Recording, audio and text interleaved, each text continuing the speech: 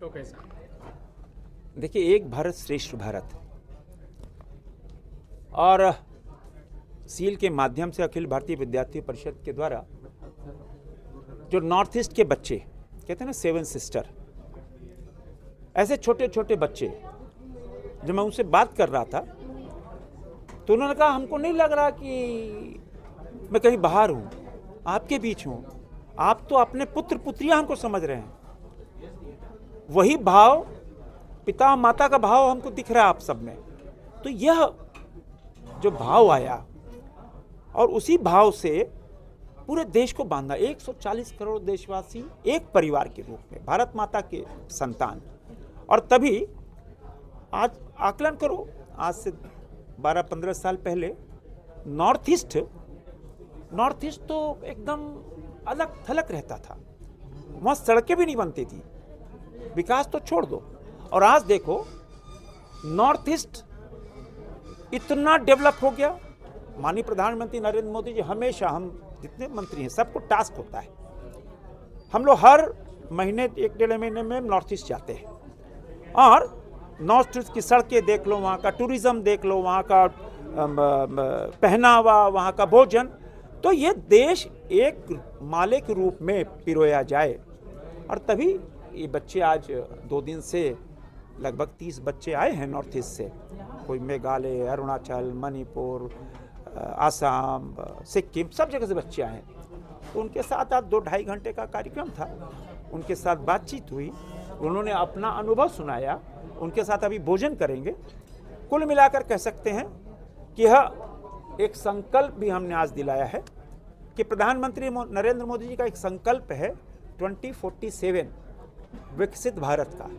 जब आज से भारत आज़ादी के 100 साल मनाएगा, आज से 22 साल बाद, यही जो बच्चे हैं ये ब्रांड एम्बेसडर हैं, ये आने वाली पीढ़ी के भविष्य हैं देश के। इनको एक सशक्त भारत, एक मजबूत भारत दें। आज वही संकल्प की हमने चर्चा की कि उस संकल्प को पूरा करना है। जो जहां है, चरैवेति चरैवेति चरैवेति, देश को बढ़ाना है।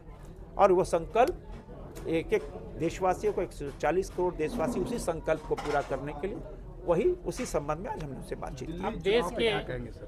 आप देश के रक्षा मंत्री और नॉर्थ ईस्ट अरे अब पूरी तरह से सर, दिल्ली चुनाव परिणाम को किस रूप में देख रहे हैं? एक बड़ी जीत, 27 साल बाद बीजेपी की वापसी हुई है। देखो, मैंने दिल्ली चुनाव में मैं था, मैं कहता था, मैं जब पूर्वांचली से बात करता था, हम कहते थे दुनिया का सबसे झूठ बोलने वाला कौन आदमी है, तो महिलाएं, बड़ा केजरीवाल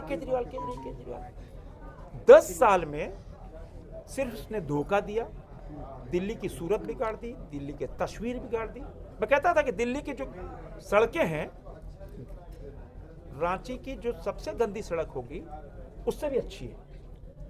10 साल में वहां पर सिर्फ शराब के ठेके और गंदी सड़कें, झूलते हुए तार। ये तार देखा ना, बिजली का तार वाला, बिजली का तार नहीं है। जैसे हम लोग बिजली तार लगाता ना, वहां पानी का पाइप हजारों की संख्या से लटका हुआ है। माने आम आदमी तंग हो गया, सिर्फ और सिर्फ धोखा जाना ही था।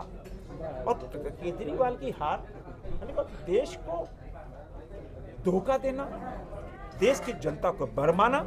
2 दिन पहले, 3 दिन लागा पर ये 15 करोड़ खरीदे, 15। अरे कोई चुनाव परिणाम आया ही नहीं, विधायक बना ही नहीं, ये हार की बौखलाहट थी। और हमेशा देश को, तभी तो अन्ना हजारे भी बेचारे त्रस्त हो गए। कुल मिलाकर यह जीत नरेंद्र मोदी जी के विकास की जीत है।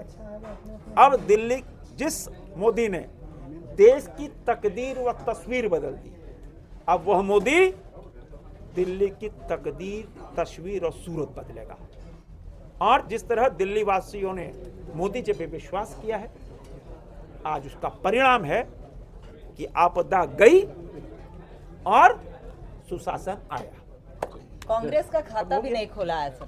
अरे कांग्रेस तो यदा कदा की हो गई है।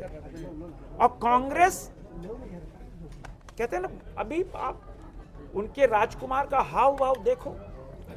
अभी जब उन्होंने चर्चा की राष्ट्रपति का अभिभाषण पे, कैसे साहब देश के खिलाफ चीन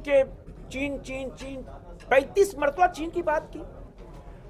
उनका एक ही एजेंडा रहता है राहुल गांधी का, देश के अंदर हो देश के बाहर हो, भारत के विरोध में बोलना। भारत के माने कोई एजेंसी पे विश्वास नहीं, जनता पे विश्वास नहीं, चुनाव आयोग पे विश्वास नहीं, ईवीएम पे विश्वास नहीं, तभी देश विरोधी बयान देते हैं। तो जनता जो देश विरोधी बयान देगा, जनता उसको उसकी औकात भी बताएगी। और तभी दिल्ली में जमानत जब्त हो गई है। जमानत, पूरे देश से सफाया हो रहा है कांग्रेस का। यह आज जो दिल्ली के अंदर देखने को मिला है कि अब तो कांग्रेस पार्टी को सोचना है वो राजकुमार के बारे में। सर, दिल्ली चुनाव समझना, भारत के प्रति जो एक भाव है कि हम सबको मिलकर के भारत को जिस प्रकार से लगातार इस देश के अंदर में प्रधानमंत्री जी भी आग्रह करते हैं कि प्रत्येक व्यक्ति को आगे बढ़ने से भारत आगे बढ़ेगा, उसके लिए जरूरी है राष्ट्रीय एकात्मता की भाव।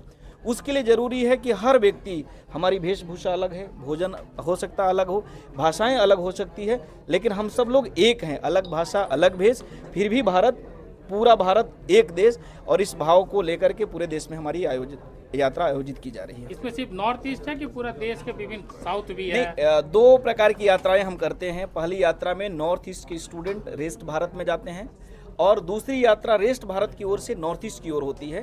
तो दोनों तरफ से अभी नॉर्थ ईस्ट का ट्रूप आया हुआ है, 230 स्टूडेंट पूरे इस ट्रूप के अंदर में है, जिसका एक टोली रांची में, पिछले 2 दिन से हम सब लोग रांची के अंदर में रह रहे हैं। जब ये यात्रा पूरी होगी, 13 फरवरी को यात्रा पूरी होगी, और पूरे देश भर में जो एक भ्रमण हुआ है, स्टूडेंट्स हमारे सील डेलीगेट्स आए हुए हैं, उसके बाद फिर हमारी एक ट्रूप्स रेस्ट भारत से नॉर्थ ईस्ट की ओर जाएंगे और वहाँ के अनुभव लेंगे, ताकि दोनों तरफ का जो कल्चरल एक्सचेंज है उसको अनुभव युवाओं को दिया जा सके। तो हम एक साथ कहाँ दोनों मिलकर थोड़ा बोलें। हम समग्र रूप से नॉर्थ ईस्ट को झारखंड आई है। जी, आप लोग इंट्रोड्यूस कर लेंगे ना? ओके, नमस्ते, मेरा नाम प्रभा खनाल है, मैं सिक्किम से हूँ, और आज यहाँ झारखंड, मतलब अभी झारखंड में आके, मतलब हम सील टूर, ABP के माध्यम से हम सील टूर पे यहाँ पे आए हैं, और यहाँ पे आके एकदम मतलब नया वातावरण, क्योंकि हम सिक्किम नॉर्थ ईस्ट के साइड में जो हिली रीजन में रहते हैं, और यहाँ पे आके टोटली डिफरेंट होता है पूरा क्लाइमेटिक कंडीशन और सब कुछ, वो यहाँ का कल्चर डिफरेंट होता है, वो सब देख के बहुत अच्छा फील हो रहा है। और यहाँ जहाँ हम रह रहे हैं वो अपनी फैमिली, मतलब हमारी अपनी फैमिली जैसा ट्रीट करते हैं, और इससे मतलब बहुत बहुत प्यार मिल रहा है। और मैं यही कहना चाहूँगी कि आप लोग भी आइए और हमें भी मौका दीजिए आप लोगों का। सबसे अच्छी बात क्या लगी? नमस्ते, मेरा नाम यांगचिन लामू शंगदरपा, और मैं भी सिक्किम से हूँ। और इधर झारखंड में सबसे अच्छी बात ये है कि हम लोगों को पेरेंट्स बहुत अच्छा मिला। नहीं, सब जगह में अच्छी मिला, पर इधर का जो दे रहा है प्यार थोड़ा सा डिफरेंट भी है और अच्छा भी है। और क्या बोलूँ मैं आपको, नहीं, इधर आके फैक्ट्री देखा हम लोगों ने, यूनिवर्सिटी गया हमने, और इधर का जी राजभवन गवर्नर के साथ मिला, वो बहुत ऑनर्ड था उनके साथ मिलने के लिए। और बस इतना ही।